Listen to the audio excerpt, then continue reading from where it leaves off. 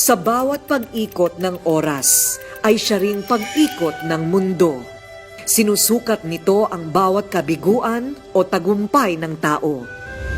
Pero marami pa rin ang tila hindi binibigyang pansin o halaga ang oras. Marami ang nasasayang na panahon at pagkakataon. Mga bagay na hindi na muling maibabalik pa. Sino nga ba sa atin ang binibigyan ng importansya ang usaping pinansyal o pananalapi kung saan nakasalalay ang ating kinabukasan? Maging mga pangarap ng ating pamilya, empleyado ka man o hindi, sa oras ng iyong pagreretiro, mangangailangan ka ng mga benepisyo mula sa ating pinagpaguran at pinaghandaan.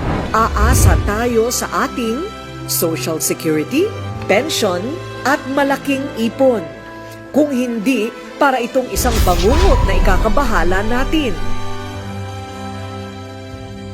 Ang kwento ni Melay at Sonia, salamin din ng pinagdadaanan ng maraming Pilipino. Simpleng may bahay si Melay, 48 years old, at 10 taon na sa pagkakarinderya. Mula noon, nagtabi siya ng 67 pesos kada araw. At makalipas ang 10 taon, nakapag-ipon si Aling Melay ng 420,740 pesos. Masipag, matipid at masinop si Melay. Inilaan ni Melay ang kanyang naipon sa tamang pag-i-invest, kumuha ng long-term care, life insurance at educational savings para sa kanyang 3 anak.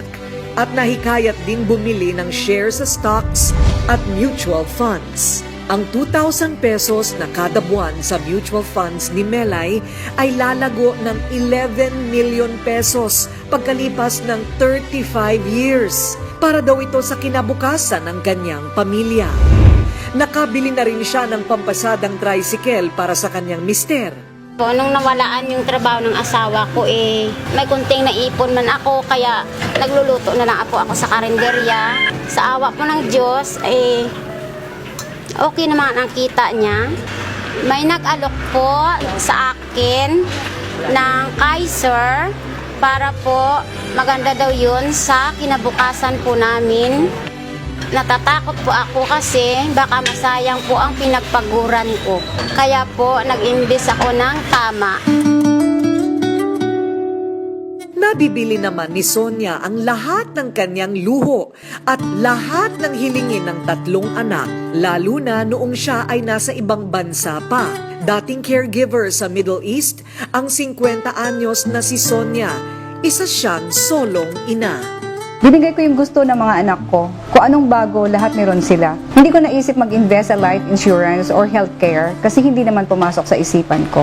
Kahit maraming gastos noon, nakakapagtabi si Sonia ng 70,000 pesos kada buwan o halos 840,000 pesos kada taon. Sa loob ng 5 taon, nakapag-save si Sonia ng 4.2 million pesos. Nagpagawa ng bahay at bumili ng magarang sasakyan.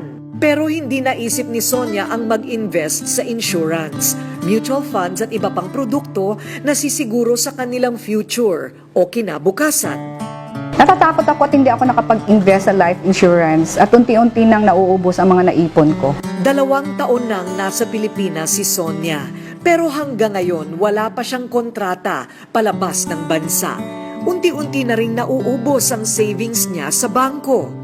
Sa mga ganitong sitwasyon, kailangan natin ng mga taong magtuturo ng paraan na makaahon at magkaroon ng bagong pagkakataon. Gagabay sa mga desisyon, lalo na sa usaping pinansyal. Mapagkakatiwalaan at may integridad. Ang International Marketing Group o IMG ay eksperto sa usaping ito.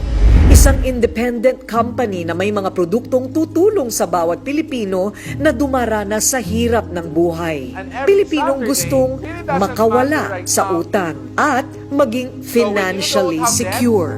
In terms of investment and savings, the most important ally would be time. So in investment, savings, the most important thing is time.